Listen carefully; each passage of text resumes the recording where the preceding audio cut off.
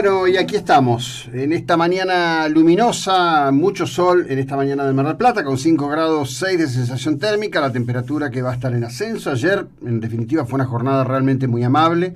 Como suele ocurrir, y ha ocurrido durante días muy crudos del invierno, los marplatenses, en definitiva, este año irrumpieron con la bicicleta y los paseos por la costa, ¿no? El clima que en algunos momentos, todos sabemos perfectamente, es extremadamente hostil en el sector costero en particular, cuando sopla el viento, cuando el viento tiene esa cosa de viento helado. Sin embargo, es un cambio cultural realmente importante.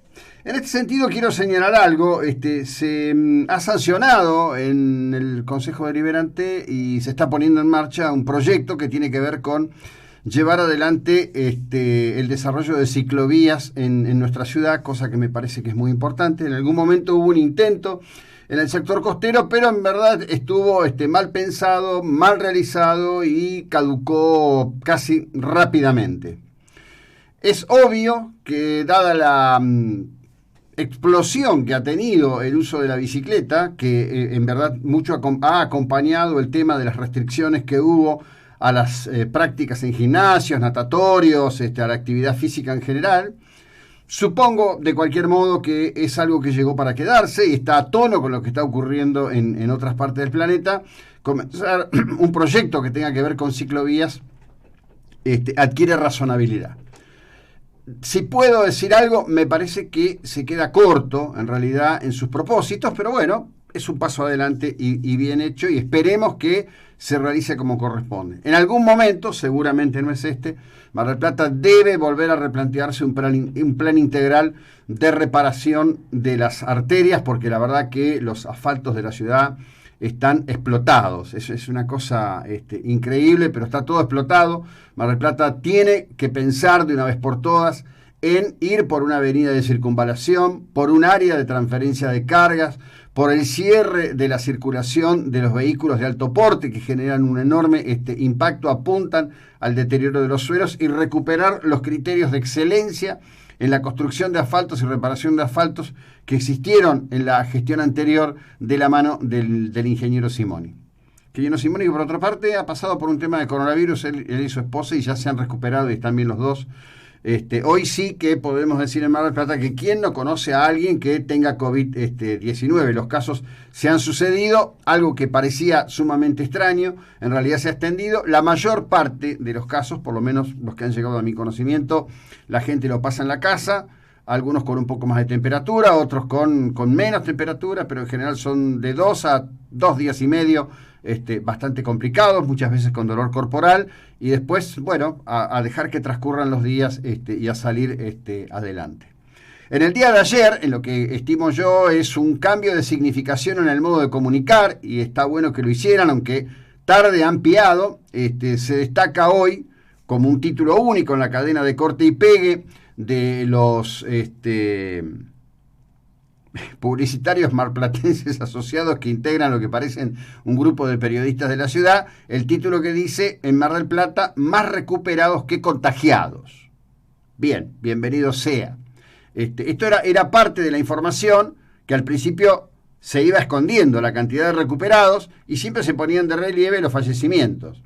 ¿Sí? Estamos en una situación en donde evidentemente la humanidad está enfrentando, la biología humana está enfrentando un nuevo enemigo, como ya a lo largo de la historia ha enfrentado otros. Justamente en el día de hoy, las asociaciones que nuclean a los antropólogos, cientistas sociales, sociólogos, psicólogos en España han publicado una nota, un texto, una solicitada, con una inmensa cantidad de firmas, donde le dicen al gobierno español, el gobierno español muy criticado y muy cuestionado por el desarrollo, forma y manejo de las cuestiones que tienen que ver con la pandemia, o con la situación que vive España al respecto del coronavirus, como prefieran definirlo, que la afectación del virus excede la cuestión médica y que hay otras afectaciones que evidentemente se deben tomar en cuenta. Está claro que hay errores. En el día de hoy, por primera vez, en una crónica que está publicada en portada del diario La Nación, el gobierno reconoce en off the record que marró la cuenta con la cuestión de la restricción de la educación en la República Argentina. Yo diría que es una expresión de oportunidad. Voy a repetirme en aquello que dije desde la hora cero del decreto presidencial al respecto de las restricciones ambulatorias, conculcaciones constitucionales de derechos que se impusieron. Es obvio que el gobierno no tenía idea de la pandemia, es obvio que el gobierno minimizó la pandemia y marró fuertemente en las primeras horas. Me pregunto si en algún momento no habrá alguna presentación en sede penal para preguntar por los muertos. ¿Por qué digo esto? No es caprichoso, ni es un juego de avalorios. Cuando se desata la pandemia en Wuhan, al principio de esta historia, que era fácilmente registrable, porque los chinos habían decidido comenzar a purgar sus errores, poniendo en línea, poniendo en una transmisión de streaming, la construcción de un hospital para 10.500 personas de manera express en la localidad de Wuhan. Como he dicho ante ustedes en varias oportunidades, y también lo he puesto por escrito en las columnas editoriales de noticiasyprotagonistas.com, ese hospital de Wuhan de 10.500 plazas era para una población de 11 millones y medio de habitantes. Una cosa debió estar asociada con la otra y explicada, porque esto indica que desde la primera hora la ciencia y la medicina en China tenían una expectativa de volumen de afectación. ¿Sí? Es fácil sacar el porcentaje. En ese momento, todavía hoy, desafortunadamente para todos nosotros, ministro de Salud de la Nación, el millonario en dólares Ginés González García, un hombre que está fuertemente vinculado y permanentemente vinculado a los negocios de los fármacos, de la medicina en general, de los negocios. No de la medicina, no de la búsqueda del bien común, de los negocios desde la idea de la provisión de elementos, instrumentos, procesos médicos. Dijo que no le preocupaba, él era muy nacampop, muy nacionalista y popular y estaba preocupado por el dengue. ¿Alguien escucha hablar del dengue en la Argentina? ¿Alguien ve una nota al respecto del dengue? ¿Alguien ve un comentario al respecto del dengue? Bueno, en ese momento, Ginés, que todos han visto el video cuando llega, dice ministerio, ¿no? Ellos habían recuperado, teníamos ministerio. Dice, no, a mí la verdad, esto no me preocupa, esto pasa en China, queda lejos China. Ya habla de una supina ignorancia. La segunda lectura fue cuando se vio cómo lo estaba asesorando al presidente. El presidente dijo, no, la verdad que no me preocupa. Esto se combate con una infusión caliente a 90 grados y se terminó el bicho. Hay que recordar, porque esto lo dijo Alberto Fernández, presidente de la República Argentina. Cuando comenzó la presión mediática, y esto realmente fue la presión mediática, decidieron colocar un puesto sanitario en Ezeiza. Ese puesto sanitario eran 2 o 3 personas que se aburrían muchísimo, hay imágenes de algunas de esas personas, un cartel que decía, si usted llega del exterior y tiene estos síntomas, dígalo, o si no explique la declaración jurada. Es como pedir al tipo que vuelve de Miami en su primer viaje, que diga en la declaración jurada cuánto está trayendo de lo que compró, más o menos, o peor. Lo cierto es que esto implica, y hay quienes creen, que en ese lapso de inacción del gobierno, de un gobierno que negaba lo evidente, entraron a la Argentina entre 25 y 30.000 personas, que serían los primeros vectores de transmisión del coronavirus.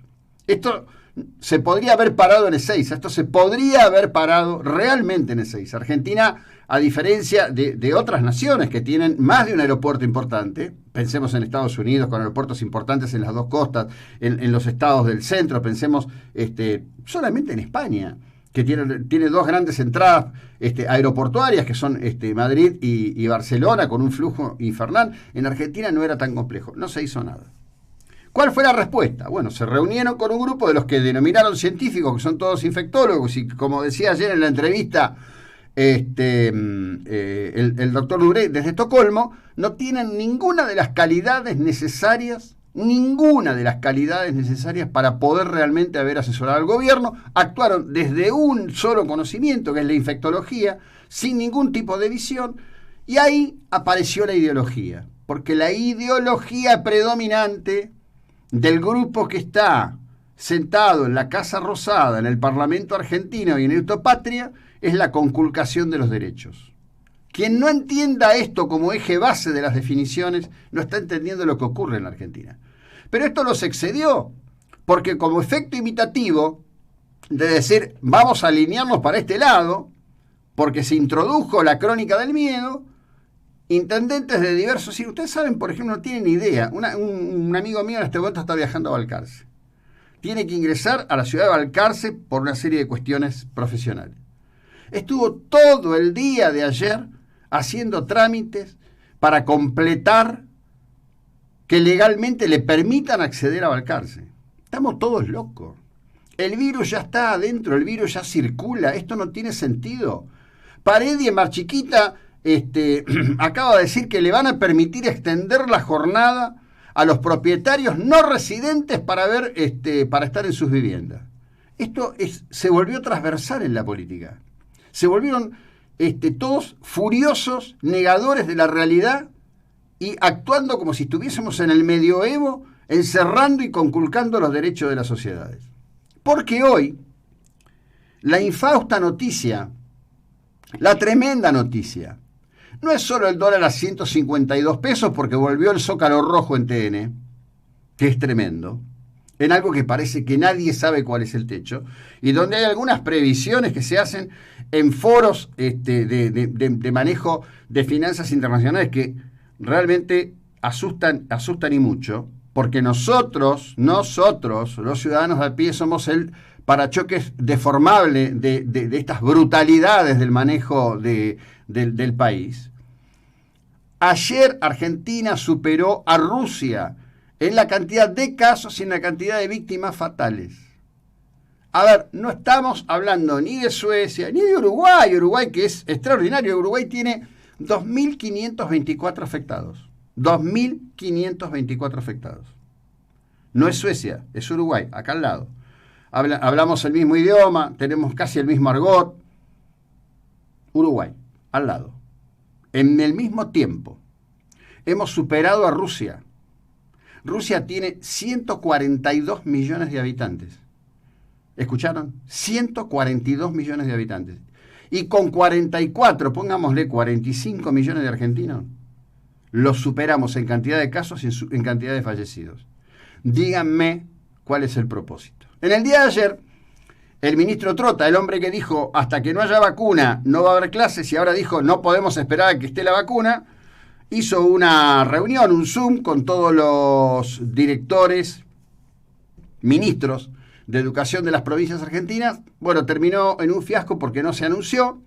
Algunos corre, ve y dile del gobierno que se presentan como periodistas dicen que sí o sí se va a resolver el tema y que habrá retorno a clases para por lo menos el último año de la primaria, el último año de la secundaria y para el reclamo que viene haciendo el gobierno de la ciudad de esos 6.500 chicos que no tienen buena conectividad. Hoy en una columna de opinión del Diario de la Nación en la portada, en boca de alguien que no se identifica, pero que no es muy difícil rastrear, debe ser Santiago Cafiero, dicen, la verdad que con el tema de educación nos equivocamos, si fuera solo con la educación, pero bueno. ¿Saben cuál es el obstáculo hoy para volver a educar como corresponde? Los gremios. Siempre, desafortunadamente y tristemente, los gremios. Tengo una imagen ahí para compartir. Es una concejal de Santa Rosa La Pampa. Esta concejal fue grabada por una colaboradora y o asesora cuando le exigía que parte del dinero del contrato que ella percibía se lo tenía que entregar porque va, según surge de la conversación, a un fondo que administra el hijo del actual intendente de Santa Rosa La Pampa. La concejal en cuestión, ¿sí? Ha pedido licencia, niega todo, por supuesto. La grabación ha corrido por los medios de la provincia de La Pampa, un tema que nosotros vamos a obviamente buscar abundar. Y, a ver, no hay nada nuevo. Miren, acá hubo un juicio que era Petita contra el ex senador por la segunda sección electoral y presidente de la UCIP, el señor Rulo Lamacchia, donde Petita denunciaba exactamente esto, que él tenía un contrato, que de ese contrato tenía que entregar el dinero, es decir, en realidad no lo cobraba nunca porque el día que le dieron el contrato, la tarjeta Vapro para retirar el dinero del cajero la tuvo que dejar, y simplemente le servía para tener, digamos, aporte jubilatorio y cobertura médica. Ayer, a raíz de todo esto, me escribe alguien que conoce mucho el espinel de la política, me da un nombre concreto de un ex concejal que se quedaba con todos los módulos. Obviamente no voy a tener un testimonio público, pero solo debo decir que ese ex concejal que se quedaba con todos los módulos, con muchos años, qué vergüenza, hoy ocupa un cargo ejecutivo en la administración de Montenegro. Seguimos en un instante.